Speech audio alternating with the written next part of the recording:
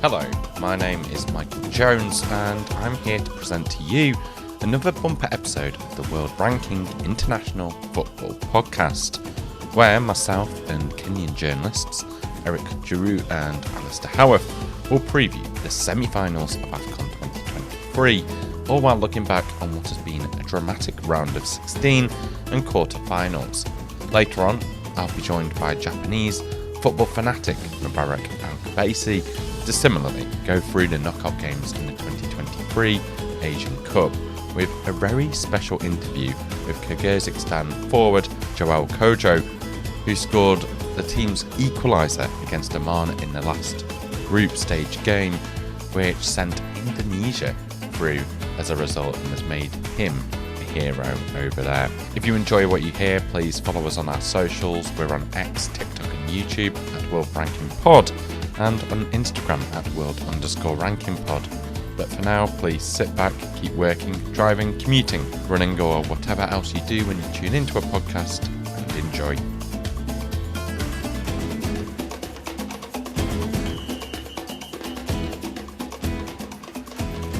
Well, it's been an entertaining tournament, to say the least, Afcon 2023, and I'm getting sad and excited that it's approaching the final matches now. We're just a couple of days away from the semi-finals, which will feature Nigeria, South Africa, DR Congo, and the Ivory Coast. And with the host still there, I'm delighted to be joined by Njiru and Alasdair Howorth, both of whom are Kenyan football journalists based in Ivory Coast at the moment for Afcon. Eric, first and foremost, how are you? And thank you very much for joining me. Yeah, I'm doing well. I think I'm enjoying the tournament, and it's good to be here finally to talk about African football. I'm looking forward to a very good discussion. Yeah, and same for you, Ali. Thanks so much for joining me. You were obviously meant to be on a little earlier, but you were one of the unfortunate members. I'm not sure if it was the same for you, Eric, on a bus that was involved in a crash during the tournament. How have you been since then? Are you doing better? Doing very well, actually, considering all things considered. I was, like you said, I was in a bus crash on the way back from a match from Yamoussoukro to Abidjan, and I got very lucky. Some of our colleagues came away with some pretty nasty injuries, but I think the worst I could say about myself is I had a very stiff back. But yeah, I had to take a few days off just to kind of reevaluate my priorities as a football journalist. But no, doing a lot better now and kind of fit and kind of really looking forward to the semi-finals.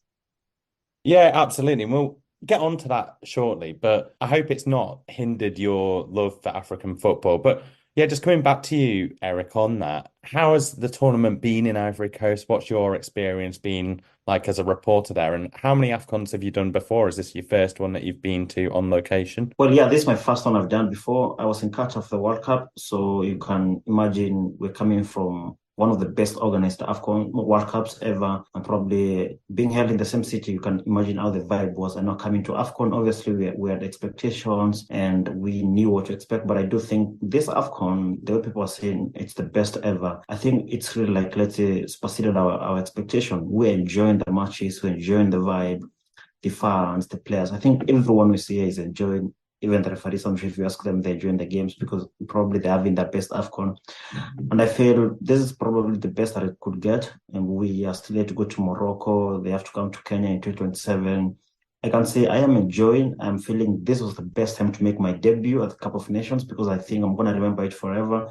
The nightlife here, I mean, the football itself, meeting my colleagues, my friends. I mean, I can say I've enjoyed. I mean, this is more than expected. Obviously, coming from Qatar, you're like, everything has been done at the same place. You're meeting all the fans from the 32 teams. But now, despite being that people are moving to more than 4 cities, you can still feel, even when the games are not being played in Abidjan, you can feel you're part of the games and you're people watching all the games. I mean, I can say we've enjoyed more than expected on this AFCON. This is the first one I've been on the ground for. I've been on the ground for women's AFCONs before. I was in Morocco in 2022, but this is my first men's one. It's been absolutely brilliant. And I think what's made this tournament so good is not just the brilliance on the field, as I'm sure everyone listening to is aware of how amazing it's been on the pitch. And yeah, kind of like Eric's kind of alluded to, the vibe and the infrastructure has been really good. And so, from that standpoint, it's been a really well run tournament for the most part. But what I think has made this tournament really special is being in Cote d'Ivoire.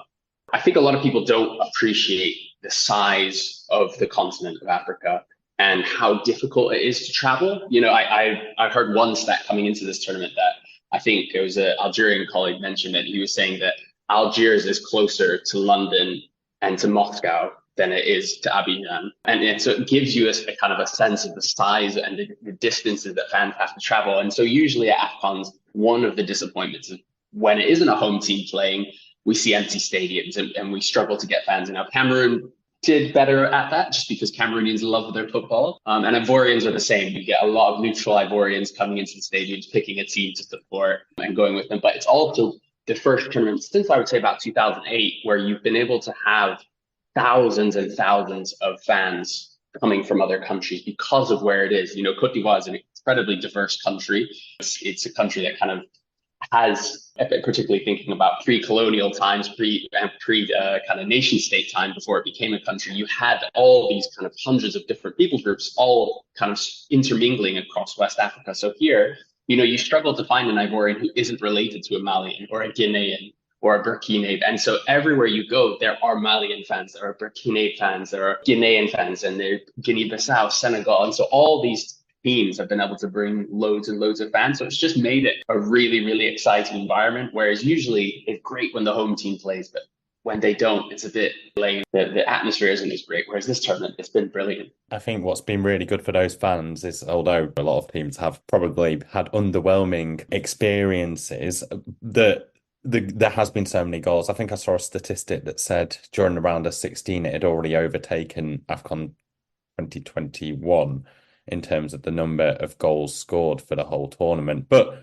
yeah, let's look into those four teams that are in the semi-finals, how they got there and some of the teams that they played. So both semi-finals are on Wednesday evening, local time, I believe. One's at 5 o'clock and one's at 8 o'clock, and they feature Nigeria versus South Africa, two giants, I guess, of African football, but who have had very different experiences over the past decade or two. For Nigeria, it's been quite plain sailing, which I'm not sure people would have hugely expected before the tournament because they could barely string a result together in the year or so beforehand. But yeah, they've really found their way in this tournament.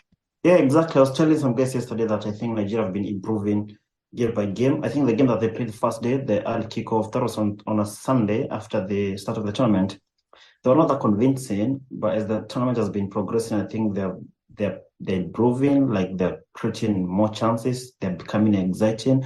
I've gone through I think 3 games, and I do think every game is different from what they've played before. But like you said, I think it's that AFCON where like you don't really expect, probably you expect them, like, let's say, to win the games, but they don't dominate the games. They've got big names, but let's say some games are not delivering. People are still waiting for Osman to score a goal. I mean, people really celebrated when he scored the goal that was cancelled out the other day here in Abidjan. But you can tell that they're taking it like the way people do take tournaments. You may not be playing well, but you're progressing. And that's the key thing right now. And one player, Ali, who's really stood out is Ademola Lookman, especially in the knockout stages. He scored all 3 of Nigeria's goals during that period. And a lot of the attention was on Victor Osimhen before the tournament. But that is an actual partnership, even though it's Lookman getting the goals at the moment, that's been working really well. Yeah, look, obviously coming into this tournament, Victor Osimhen is such a big star. And I kind of, Eric can attest to this because we did a media day at the Nigeria team hotel quite early on in the tournament. And it was great. The Nigeria team just said, come to the tournament. We'll bring all the players out. You speak to whoever you can catch.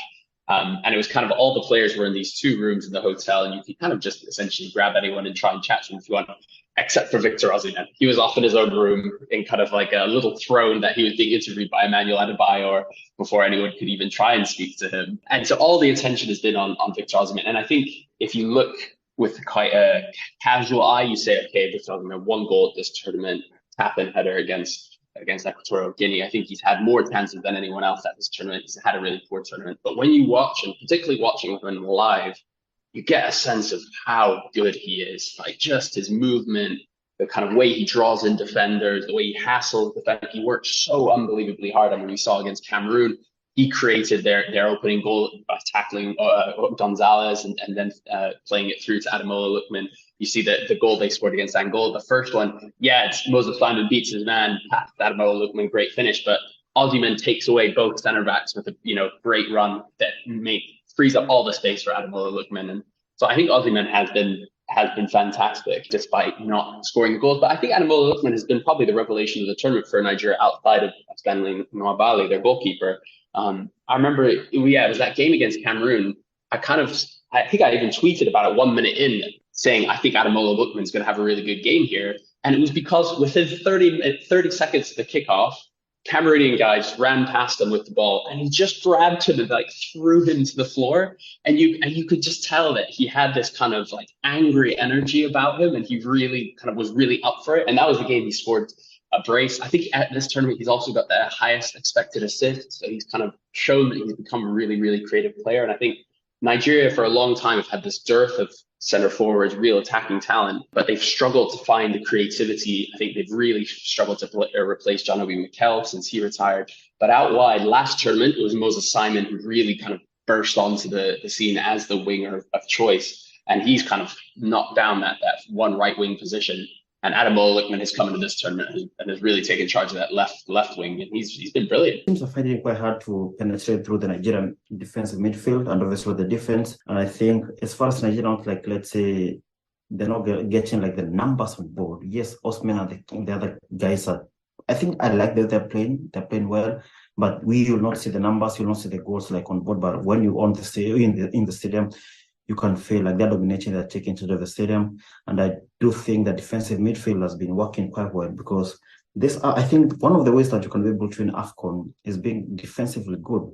You don't really have to play exciting football. I think Nigeria know when they won the Cup of Nations again in 2013, they knew that exciting football probably may not, people will obviously like your football, but it's about the tournament. I don't think in the last couple of Afcons we've seen, let's say, teams that have been exciting. Even Egypt last time out in the group stages, they were not that exciting. I think they picked up towards the knockouts, but they were winning games 1-0, probably drawing. Senegal also not that exciting.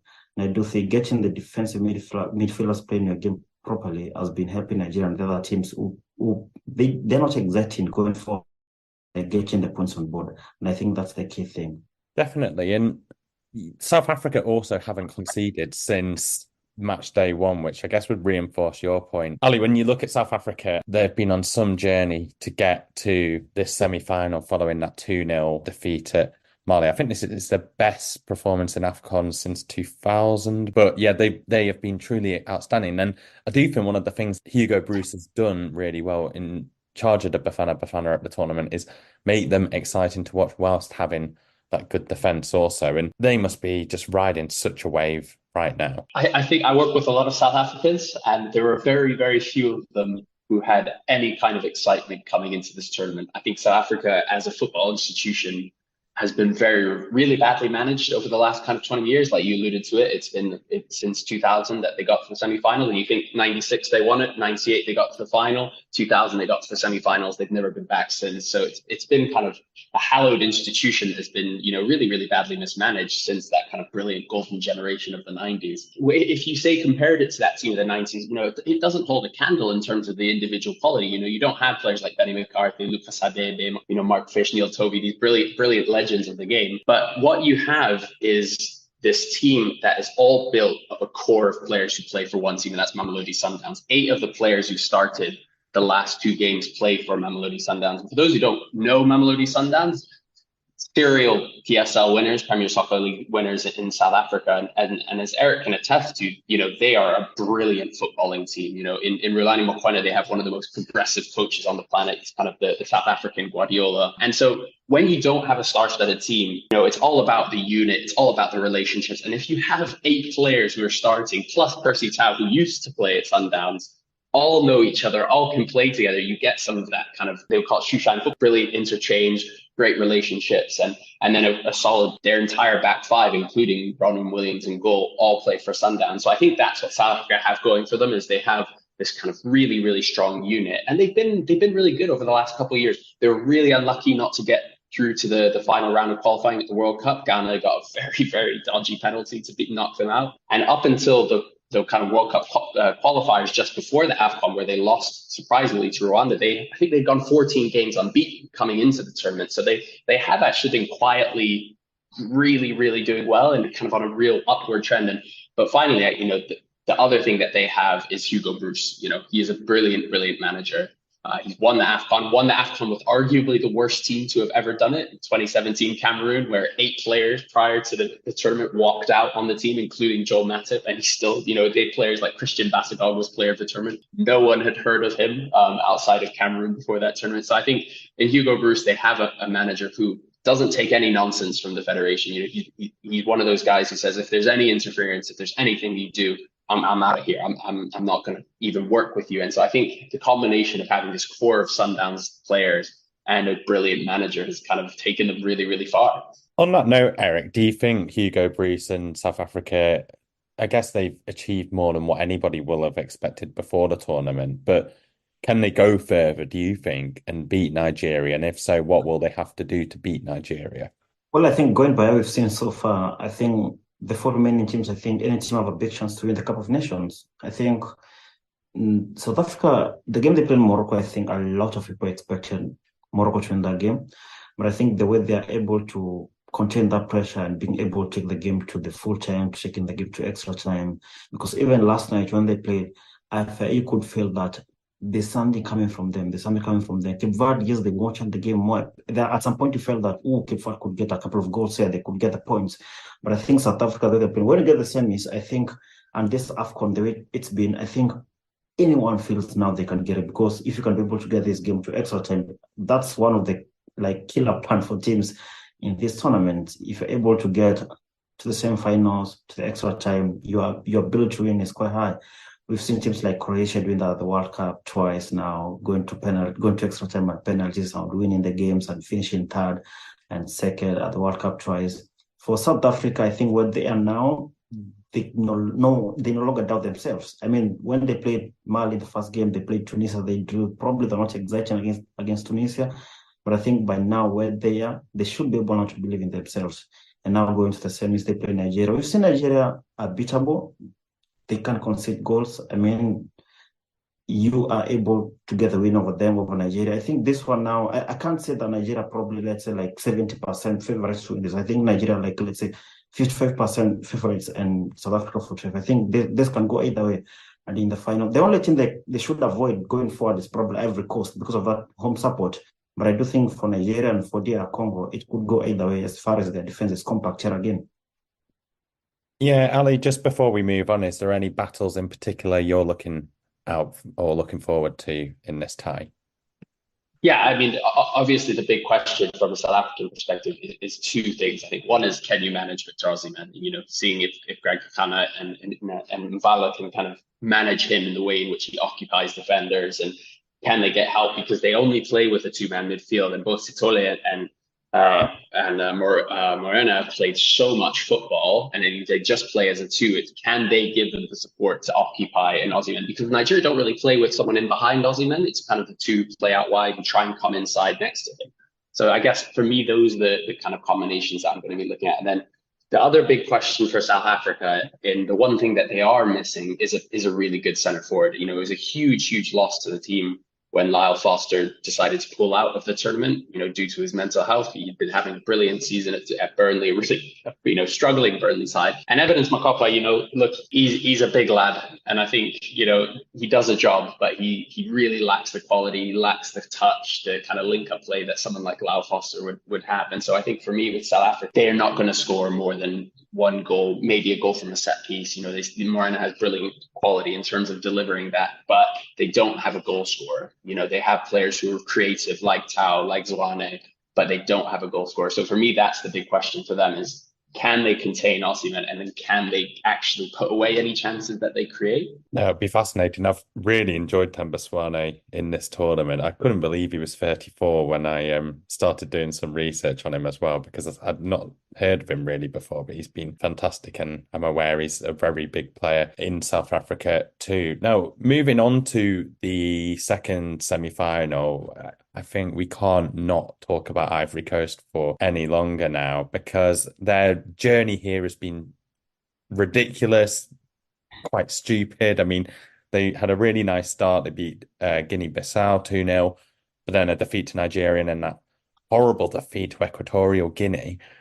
before they made their comeback by defeating Senegal in the round of 16 before coming back in injury time to equalise and in extra time to score a winner in injury time against Mali, Eric. It's been an unbelievable journey to this point, with the manager getting sacked midway through after the group stages as well.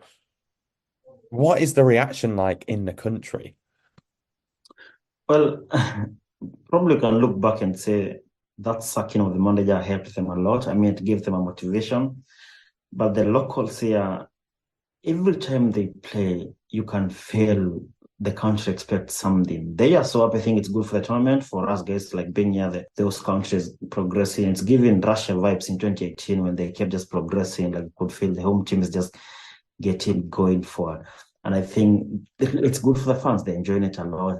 But for football-wise, I think when they got the other guy too, I think it's the assistant manager is now the confirmed full-time manager for the tournament. I think the substitutes have been bringing some to the game. They've been changing the game. Sebastian Haller, Nicola Pepe. I think Haller becoming fit for the game has been quite a massive boost for them. Also, Nicolas Pepe feel he's been contributing a lot to the team coming from the bench. And also, I noticed that the manager now, the current manager, there's a game that he didn't start Frank Kessie, and coming from the bench had a big impact. I think he came and scored a penalty. The penalty that got them to the game, and also one of the penalties during the sport kicks. And I do think getting the substitutions right has been the key thing for Ivory Coast going forward. And obviously the home support. I mean, I think like 50% of their luck has been on home support. And I think going for now, like for the next game, the DR Congo game, that requires a lot. I do think we can say the other game also luck came through, although we can blame the concentration of the team they played in the quarterfinals. So I think going to the semis, they need to do more and not expect to come through to the last minute. But it's part of football, you know. It really is. And what was all the more impressive? I mean, I was impressed with the way that I thought that they took the game to Senegal, where a lot of teams had really been quite conservative against them. I know that they had to for periods of the game because Diallo scored that early goal for them. But I mean, even against Mali, they were playing with 10 men for so long, which I think actually helped them because Dylan Kusanu performance was so terrible in the sense that he gave away a penalty, he got booked twice. It was Lassine Senayoko, a player we discussed on the last episode, who just tore him to shreds in that game.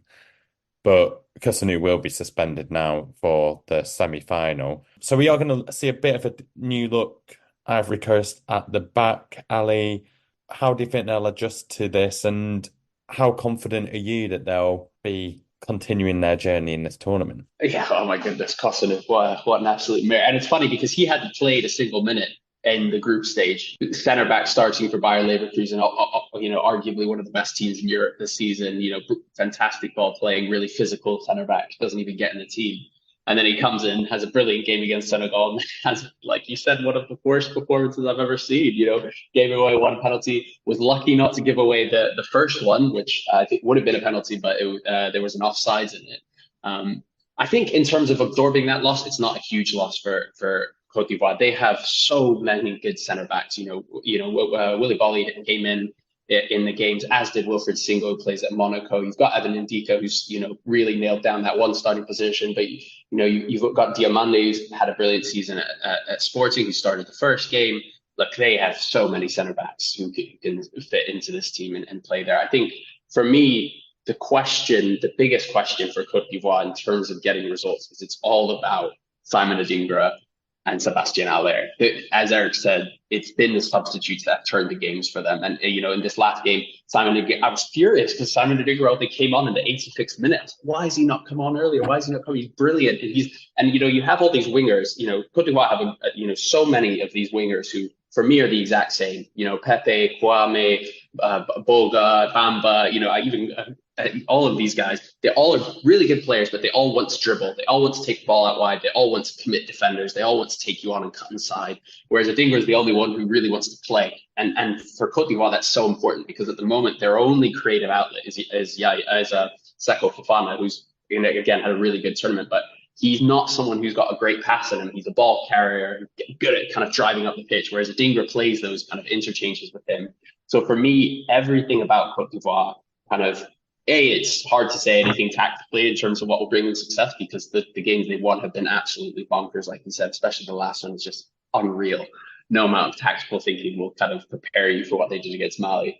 But I think for me, the key is how many minutes can they get out of Haller? How many minutes can they get out of Adingra? And how can they manage the game before then? Because if they can only get half an hour out of Adingra, can they play defensively and cope until then? Because for me, they're not a great team. They have great players, but they're not a great team. They're not a creative team. They have a really strong midfield. They have brilliant midfield actually, but they haven't got a midfield that really progresses the ball super well through particularly the middle. So for me, it's all about how they manage the game until Adingra and Haller come on, and then see what happens. But as I said, this team is just crazy, and like Eric said, the fans will just suck the ball into the net, even if none of the players will.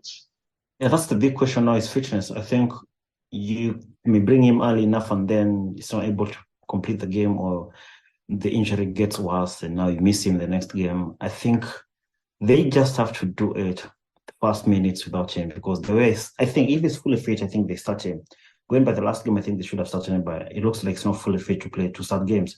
And I'm sure they must be connecting, or let's say linking up with his club to discuss his fitness. And if now comes out of the tournament again injured, those are the other issues. So I think for now, they just have to manage how he plays and how many minutes he gets. But I think they really need him to start games to be able to be in the game in the first half, because let's say if Mali probably are a good team yesterday, they win that game. Ivory Coast are 10, they're not playing that good. Like Ali said, Ivory Coast are not exciting, they're not playing the best of the best football. I mean, a better team wins that game last night, even the other game. So for me, I think this one, they are a bit unlucky because of the injury, Sebastian Haller, but I think it's about managing him. I think they have no option now but to work with what they can offer. Yeah, it'll be fascinating, won't it, to see what decisions are made in that respect. And, understandably, with them being the hosts and a very big footballing powerhouse in Africa, a lot of the attention has been on Ivory Coast. But ahead of this game, Ali, against the DR Congo, they've kind of quietly gone about their business in this tournament in a way that I guess similar teams in terms of pedigree, like Mali, haven't been able to get over the hurdle needed to get to the semi-finals. Yeah, like you said, DR Congo have probably been the most under the radar team at this tournament. I think because they got 3 draws in the group stage and then another draw in the round of 16. But I think in all 4 of those games, they were the better team. I think, against Morocco, they should have won. They missed the penalty, Cedric Bakambu's penalty miss. Against Zambia, they gave away that absolutely ludicrous goal to Kings Kangwa when the keeper and Passy came out and gave away a throw, and then they crossed it into the net. So I think but what they also have is they have a very settled team, same back 5 every single match, really solid center back pairing of Baka and Chancellor Mbemba.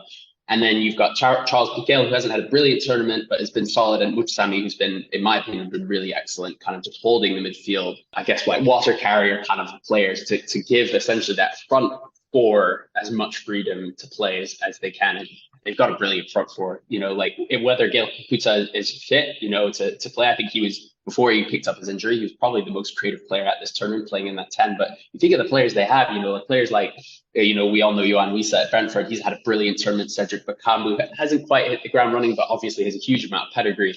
Theo Bongonda, who I think in Congo they call the Congolese Messi, again, has shown flashes of what he can do. And then like Mishak Elliott, who scored that fantastic goal for Young Boys against Man City in the Champions League. Simon Banza, one of the top goal scorers in Liga NOS in Portugal. Silas Katumba, who's been one of Stuttgart's best players, a Stuttgart team that's, challenging for the Champions League in Germany. So this is a team that has so much quality going forward and a really solid back line. So for me, they have been better than Cote d'Ivoire. They have been the more consistent team.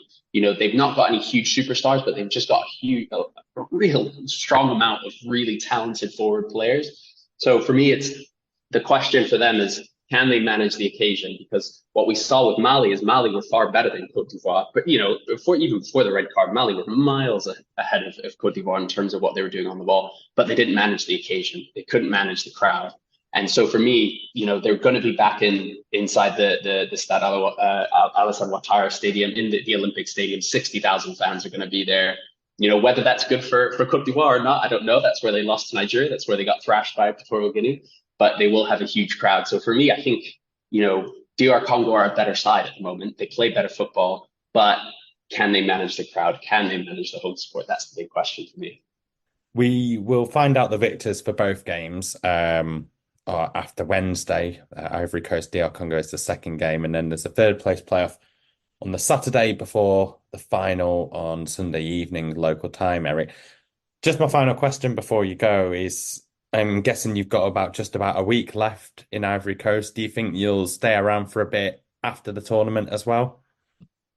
Well, I like coming before the tournament, and I like leaving after the tournament a couple of days after. I want to see how the locals live, how they celebrate. Obviously, it's a good time to shop after the final because things are now back to normal prices, because right now everything has been exaggerated.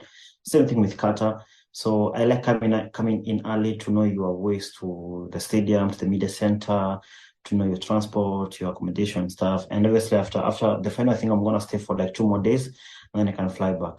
Well, safe travels, and yeah, I hope that the semi-finals and the final continue to provide the same level of excitement that we've had before that. Now we're going to be joined by Joel Kojo, who is a forward for Kyrgyzstan, ahead of our look into the Asian Cup section, a Ghanaian-born striker who scored the only goal for Kyrgyzstan, which effectively eliminated Oman and Indonesia through. But thank you very much for joining, Eric. Okay, thank you. So thank you for joining me, Joel. First and foremost, how have you been in the last few days since you departed the Asian Cup? After we have been departed from the Asian Cup, it was heartbreaking because this is not what I wanted, and this is not how I wanted it to be. But, as you know, this is a game. This is football. We not always have what we plan to do. It has been a little bit difficult for me since that moment. And I felt very so bad for that moment, which my target is to go further in that tournament. But it doesn't happen the way we want it. So I think we're going to prepare harder, and then we'll come back next time and prove ourselves. Even though it was disappointing, you had this magical moment in the tournament. My dream and my target, and I'm always a goal scorer. So that goal wasn't being a surprise to me because I already have it in my mind that in every game, I'm going to have a goal in every game, not one, not two, because I know I can score in any moment. I know I can score anytime. So that goal also was incredible for me because that goal, it was not a pass for me. It was a challenge between me and the goalkeeper and the defender. So I could say that was incredible as well. And it's all about determination because I know it is a 30-70 advantage from me, and I managed to overcome this and I managed to make it go. So I think it is a massive moment for me. And how has your life been since that goal? Because on one hand, that goal eliminated Oman, but on the other hand, it helped Indonesia progress. And I know you don't obviously play for either of those two countries, but your goals had a massive impact on the tournament itself. And Indonesian fans absolutely love you now. Yes, like everyone says, like I've enjoyed it as well. Even for me, going to the game to qualify myself, to qualify the team to the next stage. And I don't even think about maybe we are going to play draw or Indonesia is in favor of us if we play draw. I don't even know about it that people are waiting for this moment so that they can qualify or something like that. So after the goals, and I went to the dressing room to pick up my phone to call my mom and to share with her. And I was seeing a lot of messages, a lot of fans, people are following. I was like, what's happening? So I couldn't try to give my attention to the Instagram, so I just leave it. And then after I went to the man of the match interview, before I was coming, people were saying that, hey, bro, you helped the Indonesia to qualify. I said, how? How did they qualify? They did not play today. So, and before I was trying to go through my to the game statistics, before I saw that, okay, so because we have a draw, they qualify. So even though that's not what I want, but I was happy, even though I'm not happy. But some people are happy because of these goals, because I helped them to qualify. And that was their first time to qualify. And it's also a record for them as well. So I hope they will also be happy for that moment because it's a great moment for them and their football career in the country as well. So I'm quite excited for them as well. What's your journey been like to playing for Kyrgyzstan? Before I traveled, I don't even know about the Kyrgyzstan. I don't even know about the country and anything. But before when I was in Ghana, all my dream is to play my career in Europe, to play my football. As I came here, my first season, my first experience in snow, it was difficult for me. But in the season, I've managed to score 26 goals in my first season. And after that, I was hearing people were talking about me. If I could play for national team, I was like, how to play for national team? This is not my country, so how possible? And I haven't give mind to that. The second year, the third year, the fourth year, the fifth year, I was always in a high performance, the top goal scorer with a great value all the time. So they tried to draw my attention to play for the national team, not basically on because I got married here, not, but because of what they sees in me, and they want me to play for them. So they asked my hands if I could be able to play for them. As I was like, well, let's see what happens. If they truly want me to play, I will talk with my parents, I talk with my mom, and ask her if she agree, if she will support me in this moment. Fine, we could work together. So I was happy because the people, the fans, they love me.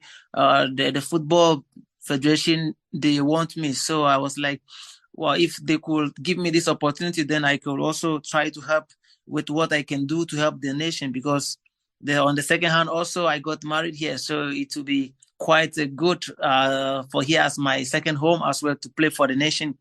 So I was as excited in every moment, and so much excited to be part of this Asian Cup, to be part of the national team, and to see myself one African to be part of this Asian tournament in the midst of most Asians in the tournament. It was an amazing, and it was a great moment for me, to be honest.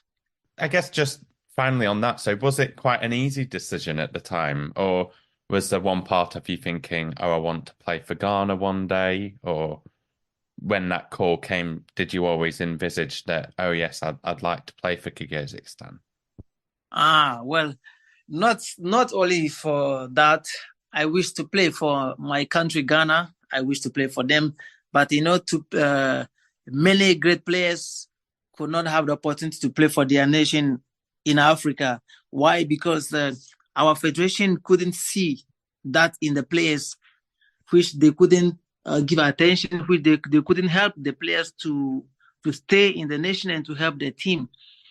But rather, they try to act the way they want. What they want, that's what they want. And I wasn't ready for that, because I know what I can do. So I was waiting for them to bring this offer to me, but they didn't bring it. And not only for Kyrgyzstan. If my dream is to play for Portugal, that is my dream, to play with Cristiano Ronaldo. That is what is my mind, and I always wanted to play. But I said before that any country that I go to and they see my value and they want me, they see that respect in me and want me to play for them, and they honor me, I will also give them my best. So it wasn't a coincidence that I choose to play for Kyrgyzstan. I was ready for whoever will suit me, whoever will love me the way I am. I will give my best as well. Thank you very much. And yeah, my final question, Joel, is just how has playing international football helped your career? Well, playing international football is a great exposure for each and every player who is trying to market himself, who is trying to upgrade, who is trying to move forward in his career. To be part of the national team is not easy. To get the call out from national team, not the first time, the second time, not the third time, but keep calling you many times, then you have to know that you are absolutely doing something great, which is a good moment for me to be part of this moment, because it's really helped me also. On the other hand, that some of the countries in the football world, they try to hear from me, they try to know about me, because when I was playing in Kyrgyzstan here for 5 years, many people don't know me, many countries doesn't hear my name.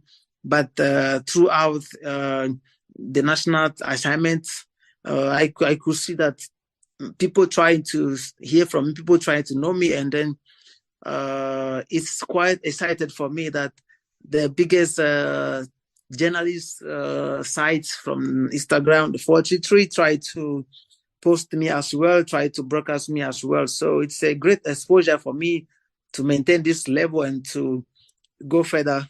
It will be amazing for me. Oh, brilliant. Well, best of luck with the next stages in your career and congratulations on having an impact. I know the tournament didn't go as you planned, but you've really created some special memories, which not many players get to say. Thank you so much for this opportunity as well. Thank you so much for your time. Thank you for choosing me to have this moment with me. I really appreciate this moment. Thank you so much for your time and everything, dedication as well. I really appreciate it. Now, Mubarak is a Japanese football observer at Samurai Warrior 17, Samurai Warrior. And just tell me a little bit about your passion for Asian football, but Japanese football in particular. Yeah, so it all started in 1996 during the football tournament at Atlanta Summer Olympics. I was just following the tournament casually. I was underestimating Japan. I considered Japan back then as a weak team. They were drawn in a group with Brazil, Nigeria, and Hungary. So Japan was the underdog back then. So during the first match, Japan defeated Brazil 1-0. This is a turning point which made me a fan of Japan because it was a brilliant underdog story. So from this point on, 1996 until now, it's almost 28 years. I'm a thorough follower of Japanese football. I started following the national team thoroughly from 1996, and then I started following the J League from 2000. So it's like more than 2 decades already. Yeah, it's really interesting to hear. I think it was the 2002 World Cup for me that really got me into football, and they have such a power on you, even not just for if it's your own country or a different country that you're watching, and obviously a brilliant stage for international football. We'll spend a lot of time discussing Japan, I'm sure, but probably the biggest or most high-profile elimination was them in the quarterfinals to Iran. However, before that, we have one of the biggest miracle underdog stories in terms of Jordan reaching the semi-finals. They will be playing South Korea after Jordan defeated Tajikistan, a game that they did probably go in as favourites for. 2 real underdogs. Tajikistan had never reached that far in the tournament. It's the first time Jordan have got into the semi-finals. They will be playing South Korea, who have certainly had a difficult route by fending off Saudi Arabia and Australia. But starting with Jordan, just how big of a success is this for the country and the region? So for the region, overall, it's not a big success story because we have Saudi Arabia who already won the Asian Cup for 3 times. Iraq won it once. Iran also won the Asian Cup for twice or 3 times. Kuwait also won the Asian Cup. But for Jordan as a country, it's a big accomplishment. This is their best ever accomplishment in football. Best record at the Asian Cup was in the 2004 and 2011 Asian Cups where they reached the quarterfinals. But Jordan, since the turn of the century, since the year 2000, has been improved rapidly. Before 2000, they were almost zero Asian Cup appearances. They are from 2000 appearing regularly in the Asian Cup, reaching the knockout stages, causing upsets. And the 2004 Asian Cup, they almost knocked out Japan on penalty kickouts. But then it is a famous story. Then the Japanese captain Tsuneyasu Miyamoto asked the referee to change the sides of the penalty kicks taken, and the tide was turned in Japan's favor. And they have a history of defeating Japan also in qualifiers, causing problems as well for Australia and the big sharks in Asia. So this is not something very strange from Jordan as a nation. Their team is a very well-built team, very disciplined. Even their football clubs in the Asian competition, they're very well disciplined. When they play Asian Champions League against Saudi clubs, they are also causing them problems. From what you said with their history against Japan in particular, they'll really be able to take that confidence into that game with South Korea then. surely will take this confidence, as well as the confidence they gained from this tournament particularly. They almost defeated South Korea in the group stage. It was 2-1 for Jordan. They have a huge support from their government. The Crown Prince of Jordan was attending the quarterfinal match versus Tajikistan. So it will be a huge game, a historical. They already made history by made it to the semifinals. But I assume that the support will be bigger for their clash, for their semifinal clash against South Korea. I guess looking at it more from a South Korean perspective now, they've made it the hard way. They just about took Saudi Arabia into extra time. They were losing that game, and then they won on penalties before another late equaliser against Australia in similar circumstances before Son Heung-min looked like he finally arrived at the tournament, I thought, in extra time with that free kick. Looking at that 2-1 win against Australia and the win against Saudi Arabia, there's been a lot of question marks over South Korea, Jurgen Klinsmann, especially after that Jordan game in the group. Do you think that some of those questions have been answered by Klinsmann? And how will they have to approach the game differently from the group stage? I think they have a huge confidence on their side, overwhelming confidence on their side this time. They overcame huge challenges versus Saudi Arabia, which was almost favorites, because Saudi Arabia is playing in Qatar. It looks like they are playing at home because of the proximity between Saudi Arabia and Qatar. Saudi fans were flocking to Qatar in 10,000s to attend Saudi matches during the group stage and the match versus Korea in the round of 16. So it was a very huge win for them. Also, the win for Australia was a very huge one for them. I suppose Jurgen Klinsmann has been brilliant this tournament in terms of in-game management. He's new to the country, new to the whole continent. He never been a coach in either Korea or Asia, so he needs time, and that's why I think the negative results at the beginning of the tournament was evident. But then I think the team is now very improving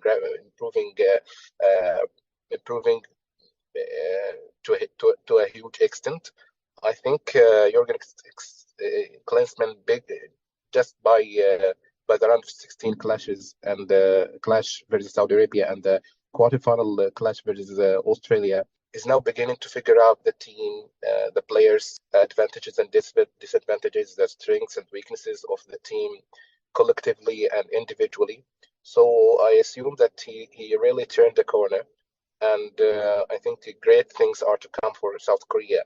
If not on this tournament, in the future. And my final question would just be, how much pressure is on South Korea? Because it's, over 60 years, isn't it, since they won this trophy? And there'll be massive expectations. And this feels like one of the closest it's felt for quite some time.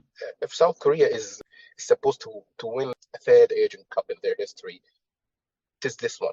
Because during the round of 16 clash versus Saudi Arabia and the quarterfinals against Australia, luck was on their side. So I think there is an element and a factor of luck on their side. They have a beaming self-confidence going into this match. I think this tournament is South Korea's tournament to lose. Yeah, well, it's really interesting. And if they do get past Jordan, they'll be playing the winner of the other semi-final, which is Iran versus Qatar, the current champions. Iran have been many people's picks before the tournament, but even with that being said, their victory and last-minute defeat over Japan caused quite a stir.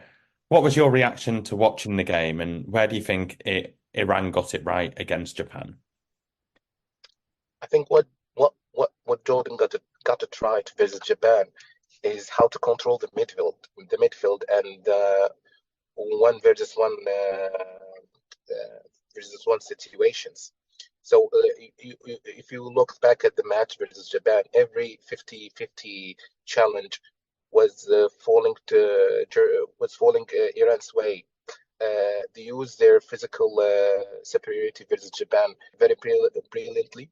They know how to tackle, to challenge without taking a foul or a yellow card. They control the midfield because they use a very wide midfield, while Japan has only two midfielders, Wataru Indo and Hidemasa Morita. I think one of the mistakes done by Moriyasu in this match is not to widen the midfield. He could play with make a substitution and play with three back and two advanced wing backs to support the midfield, so they can offset the numerous advantage of Iran in the midfield.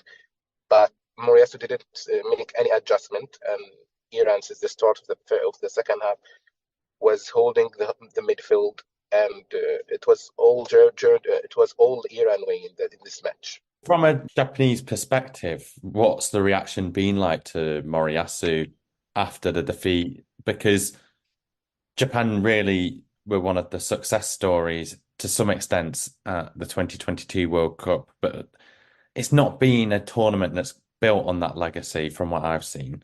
Yeah, I think from fans and journalists and media, they are all angered. They are all upset at the results. They are blaming Moriyasu for playing like out-of-form players. For example, Ko Itakura, the Japanese starting centre-back, who is starting alongside Takehiro Tomiyasu, the Arsenal's player. Ko Itakura was injured from like 2 months or 3 months ago, and he didn't play a competitive match before Japan's first match in the Asian Cup versus Vietnam. So there were questions about his match fitness, his sharpness, and it showed in the matches versus Iraq and the matches versus Iran that he's lacking sharpness to a huge extent. Also, there were questions about other players, such as, for example, the fitness of Karu Mitoma, who just returned from injury and entered the tournament injured and was just fit for the Bahrain match.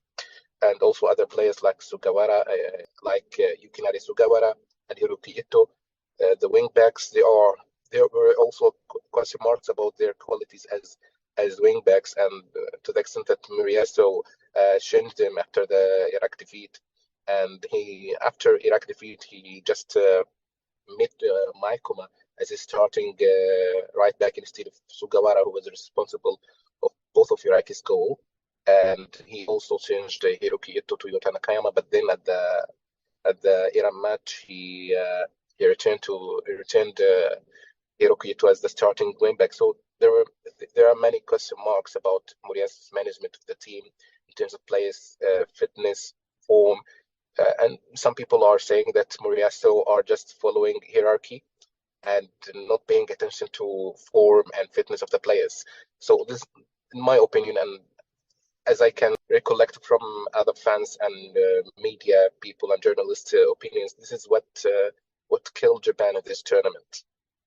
What was all the more impressive for Iran was that they were able to get this victory without Taremi starting on the pitch as well. What's been the secret to their success? And Azmoun came in and he really stood out for them as well. I thought he got the assist for the equaliser. Yeah, I thought the suspension of Mahdi Taremi was a pleasure in disguise for Iran, because usually with Taremi and Azmoun, Iran is playing with two strikers, but with Azmoun, it is only one striker and two attacking midfielders to support him, Mohibbi and Jahan Bakhsh. So Mohibbi and Jahan Bakhsh caused many problems to Japanese defense. They were just moving from the flanks to the center. They really tired the Japanese defense by the runs, crosses, and changing of positions. So I think this was a pleasure in disguise for Jordan that Taremi was suspended versus Japan, because against Japan they need such kind of fluidity in their play. I guess the question for Iran now is, do they go with the same team against Qatar? And do you think they'll have to apply a similar approach to how they beat Japan against Qatar? Qatar, another team that do like to have the ball. Well, Qatar is like to have the ball. This is very right, but their football philosophy is built on counter-attacking. Their build-up is very, very, very slow. And the reason they won the Asian Cup during the last edition in 2019 was hugely contributed to their counter-attacking style, not their attacking or build-up style. So I believe against Qatar, maybe they can, for Iran, they can return to the regular lineup with Taremi and Azmoun starting up front. This will be, I think, this will be more beneficial for Iran versus Qatar, in my honest opinion. Yeah, we just mentioned Qatar and the style of football they play. They just about got over the line and reached the semi-finals by defeating Uzbekistan 3-2 on penalties after a 1-1 draw. It'd been quite a successful tournament for Uzbekistan if you consider the number of injuries and players they had unavailable in their squad. And by all intents and purposes, for the holders, it wasn't the most convincing win by any stretch of the imagination, but it was an important one. Yeah, obviously it is a huge win, a confidence booster for the team, but they struggled because the expectation for Qatar is to win the match in full time. So even I was following the fans and the fans' comments. They were very disappointed by how the game was extended into extra time and penalty kicks. The team is just after their disappointing 2022 World Cup, there were many doubts about the team and the players. Some players left the team, like Abdul Karim Hassan, but Saad Sheeb, the starting GK during the Qatar World Cup, also now is a substitute. Young players are coming in. There is a huge pressure on the shoulders of Akram Afif and Moise Ali. Moise Ali is the main striker and Akram Afif is the main playmaker. But they really impressed in this tournament, both Moise Ali and Akram Afif, and showed that they can lead the team without the veterans on their side. But the big question mark is how can they do with it versus Iran, because Iran is a very tough team, very physical team, a team who knows how to attack and knows how to cause problems for any opponent. Even during the World Cup, they defeated a European side like Wales and almost drew versus USA. It was a 50-50 match between USA at the World Cup. Any team could have won this match. So Iran will be a very tough opponent for Qatar, and it will be the real test for Qatar, because this is the first time in this tournament Qatar is playing against one of the top 6 teams in the continent. I think Uzbekistan is not considered as one of the top 6 teams in the continent, never won a continental title. So Iran will be their toughest test, and it will show if Qatar is really deserved to be crowned a champion or not. Oh, brilliant. Well, thank you so much for joining me, Mubarak. Like I said before, if anybody wants to hear or see more of Mubarak's insights, especially on Japanese and Asian football, I'd really recommend that you follow him on X, where you can find him at Samurai Warrior. Thank you very much. Thank you very much for listening, and I sincerely hope you enjoyed the podcast. If you did, please rate us or thumbs us on our podcasting platform you listen on, and follow or subscribe both on here and on our social medias, as it will really help us grow. We'll be back very soon when me and a panel of guests will review the final of both the Asian Cup and Afcon. Until then, goodbye for now.